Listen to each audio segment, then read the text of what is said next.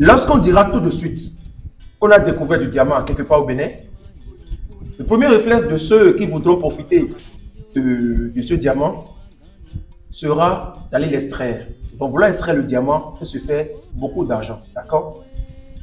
C'est du diamant il s'agit, ça va attirer beaucoup de monde, vous imaginez? Mais ce que la plupart de ceux-là qui veulent se servir de cette activité pour devenir riches ignorent, c'est que le premier millionnaire de cette nouvelle activité d'extraction du diamant sera le vendeur de perles et d'euros. Oh oui, c'est lui. Pourquoi? Parce que tous ceux qui voudront se lancer dans l'extraction de ce diamant devront obligatoirement se munir d'une perle et d'une roue. C'est la première des choses. Et ceci faisant, ils enrichissent juste le vendeur de perles de roue. Il n'a même pas besoin de savoir où est-ce qu'on pourra extraire le diamant. Il s'en fout en fait. Il est là. Il leur vend la roue et la perle. Il se fait son argent au calme. Dans cette vidéo chez Emperos, je vais vous montrer comment est-ce que vous pouvez devenir le vendeur de perles et de roues de votre domaine d'activité. Comment? Que vous soyez dans le domaine de la coiffure, de la couture, de la restauration, n'importe quel autre domaine d'activité, je vais vous montrer que c'est possible de devenir le vendeur de perles et de roues de votre domaine d'activité. Et mieux encore, je vous montrerai comment mettre en place une machine à sous, un système indépendant qui ne requiert pas votre présence, mais qui vous donne de l'argent chaque fin du mois. C'est tout de suite dans cette vidéo. Allons-y. Salut, c'est chez Emperos. J'espère que vous portez bien chez moi, ça va. Comme à l'entendre de cette vidéo, je vous ai dit que je vous montrerai comment est-ce que vous pouvez devenir le vendeur de perles et de roues de votre domaine d'activité. Et mieux encore, comment mettre en place un système indépendant qui ne requiert pas votre présence. D'accord? Une machine à sous. Pour ce faire, nous allons prendre un domaine d'activité comme la coiffure. Au Bénin, pour être coiffeur, il vous faut suivre une formation. Je ne sais combien d'années, peut-être 3 ans. Vous sortez, votre premier réflexe après l'obtention du diplôme sera de prendre une boutique, en faire votre atelier, l'équiper et commencer maintenant par chercher de la clientèle et commencer par jouir de votre métier. Mais, pour ce faire, pause. Si vous suivez bien, j'ai dit, vous allez équiper votre salon de coiffure. Il vous faut des peignes, des lames, des rasoirs, les produits, je sais pas, des soins capillaires, les produits pour éviter que les gens aient des boutons après la coiffure, les tissages, les perruques, je sais pas, beaucoup, il faut beaucoup. La tondeuse, voilà.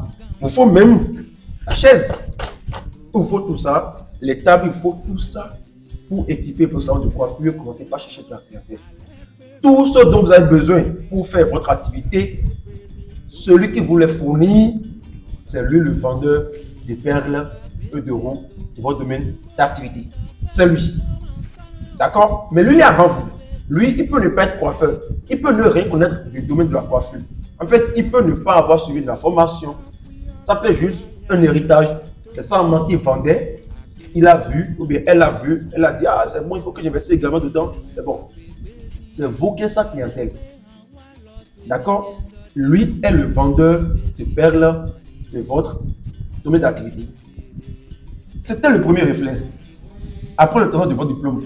Le deuxième réflexe serait quoi? Dans ma zone, j'ai découvert une zone là-bas, il n'y a pas assez de... Il n'y a pas de salon de coiffeur. Je pense que les gens, ils vont beaucoup se coiffer. Hein. Wow, il faut que j'ouvre mon salon de coiffeur là-bas. De toute façon, c'est comme ça. Il faut faire le tour de marché avant d'installer son activité. Je vais ouvrir le salon de coiffure là. Je l'ai ouvert. Ce que je vais faire, c'est de recruter les gens avec qui j'ai été en formation, mais qui n'ont pas assez de moyens comme moi pour pouvoir ouvrir un salon de coiffure et l'équiper. Je vais leur dire de venir. On va travailler ensemble et je les prends comme employés. D'accord? Donc, chaque fin du mois, je les paie de l'argent parce que dans la zone, il y a beaucoup de personnes, mais il n'y a pas du tout de salon de coiffure. Bien, il y a très peu de salon de coiffure. Ça, c'est le second réflexe. D'accord? Là, vous êtes là, les gens viennent. Et à la fin du mois, vous payez les salariés. Vous comprenez? Mais là, vous serez confronté à une situation. Vous voyez, moi, je me suis fait coiffer, ils m'ont pris 1500 en live. Mon pour nous soulager, c'est ça nous soulager, mais c'est ça. Bref, là où je suis parti me coiffer, j'ai découvert un gars là-bas. Je ne savais pas que c'est un ouvrier. Je crois même que c'était son salon de coiffure. Il est trop compétent. Les gens ont beaucoup parlé de lui. Donc je suis allé là-bas me faire coiffer. Et qu'est-ce que j'ai vu? Il n'y est plus. Il n'est plus là. J'ai demandé, il est où? On m'a dit, il n'est pas là. Je me suis dit, bon, il a dû s'absenter. Moi, j'ai fait ma chose, je suis rentré à la maison. Mais je l'ai appelé, il m'a dit non, qu'il n'est plus là, que son patron. Tu as un patron? Il dit oui, oui, oui. Que le salon de coiffure n'est pas le sien, que c'est pour quelqu'un qui l'a engagé. Mais je vous dis, ce gars était l'attraction principale de ce salon de coiffure. C'est lui. C'est carrément son salon de coiffure en fait. Mais il a quitté. Donc, lorsque vous avez le second réflexe, mais le deuxième réflexe, de recruter des ouvriers, vous pourrez être confronté à ce genre de situation. Actuellement, le salon de coiffure est pas difficile. Parce que là, moi, je suis parti le jour-là. J'étais le seul client. Alors que quand le gars était là, il y en avait assez. Vous allez attendre, vous allez vous asseoir d'abord. C'est pas tout. Mais là, j'étais le seul client. Il a dû partir avec sa clientèle. D'accord? Donc, votre second réflexe, il est certes bon, mais comporte des imperfections qu'il faut corriger. Le troisième réflexe, le meilleur, substance s'en va comme ça. Alors, le réflexe des babachets, d'accord? Vous avez fini ou non votre formation? Vous êtes, oui ou non, coiffeur? Vous n'avez, mais vous avez le flair du business. Vous savez comment investir. Vous avez le flair. Vous sentez, vite fait qu'une opportunité se présente, vous savez comment la saisir. Dans votre domaine de coiffure, dans le domaine du coiffure en général, voilà ce qu'il faut potentiellement faire pour mettre en place sa machine à sous. Ce système-là, dans le domaine du coiffure, il ne requiert pas votre présence indépendant, d'accord? Système indépendant qui ne requiert pas votre présence, mais qui vous donne de l'argent chaque fin du mois. Vous êtes là pour récolter. Je vous explique. Bon, je vous l'expose. Vous observez dans la zone, il y a des petits salons de coiffure, il y a des petits salons de coiffure. Vous vous dites, mais les clients, il y en a de tout type. Il y a des clients luxueux, hein? Il y a des clients vraiment luxueux. Ce que je vais faire, en même temps, il y a des clients luxueux et sur moi. Il y a également des gens qui ont fini leur formation, mais qui n'ont pas assez de moyens pour pouvoir se prendre, pour pouvoir louer une boutique, d'équiper, commencer par travailler. Exactement comme le gars dont je vous ai parlé tout à l'heure, qui était l'attraction principale de notre salon de coiffure. Il y a des gens comme ça, doués, qui n'ont pas les moyens. Qu'est-ce que vous faites?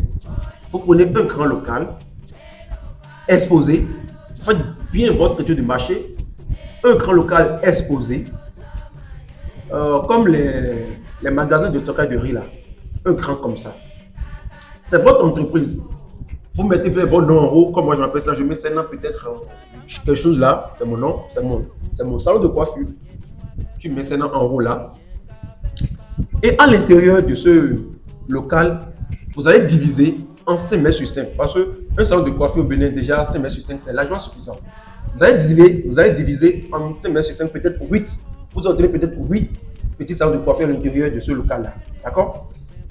Quand vous allez prendre le soin d'équiper, pour l'équiper correctement en tout, tondeuse, peigne, lame, tout pour l'équiper.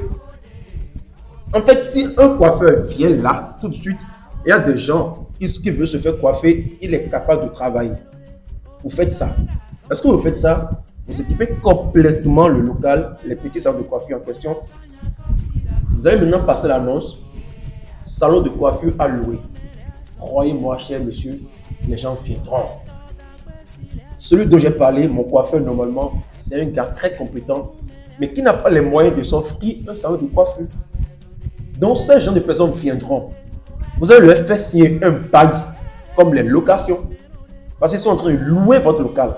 Vous leur faites signer le bail de la location, ils louent le local et en même temps, vous mettez des amortissements sur les matériels de travail, comme la tondeuse, je ne sais pas, la chaise, les peignes et autres. Vous mettez des amortissements. Supposons que vous mettez la petite boutique à louer à 10 000, une supposition, à 10 000. La chaise, monsieur, vous prenez la boutique, c'est 10 000 le mois. La chaise, vous payez 2000 le mois. La tondeuse, vous payez 500 le mois. La paille, vous payez 200 le mois. Pour pouvoir amortir. Tout en sachant que vous avez pris peut-être la tondeuse à 5000, vous leur dites que vous allez leur revendre à 7000 bien à 8000. Parce qu'ils ne vont pas payer tout de suite, ils vont échelonner le paiement. Vous comprenez? Donc là, vous mettez déjà en place votre machine à sous. Vous n'êtes pas là. C'est vous qui avez la boutique, c'est vous qui avez le local, mais ce n'est pas vous qui faites fonctionner le local. Ils prennent juste ça et vous payez l'agent de location à la fin du mois. C'est ça qu'on appelle une machine à sous, un système indépendant qui ne requiert pas votre présence, mais qui vous donne de l'argent chaque fin du mois. D'accord. Alors, un salon de coiffure aussi gigantesque, avec 8 petits salons de coiffure, bien évidemment qu'il y aura un rôle. D'accord. Il doit en avoir un rôle. Il y a des gens qui doivent rester là, ils doivent attendre leur tour pour se faire coiffer. Ceux-là, ils peuvent avoir soif, ils peuvent avoir faim. Donc, à côté, peut-être dans le même rôle, vous pouvez juste réserver un petit espace de restauration. Un petit espace de restauration où les gens viendront prendre peut-être, si c'est des pancakes, des gâteaux, des choses comme ça, de la boisson, vous comprenez. Le temps d'attendre leur tour. Il faut profiter de cette clientèle et c'est vous qui vendez ça. Mais j'explique encore, vous pouvez ne pas être directement celui qui vend. Parce qu'il y a déjà de la clientèle pour la restauration. Cette clientèle-là, c'est la clientèle des coiffeurs.